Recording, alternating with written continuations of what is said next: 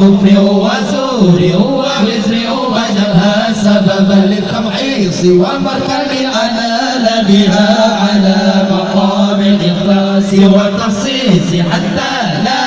يبقى في ربانية لغيرك وحتى أسلك لحضرتك وأكون من أهل خصوصيتك مستمسكا بآدابه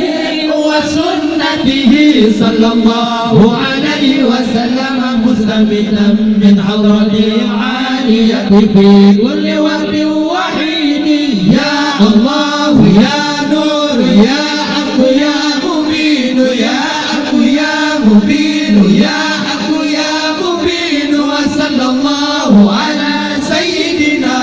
محمد وآله وصحبه وسلم تسليما والحمد لله رب العالمين.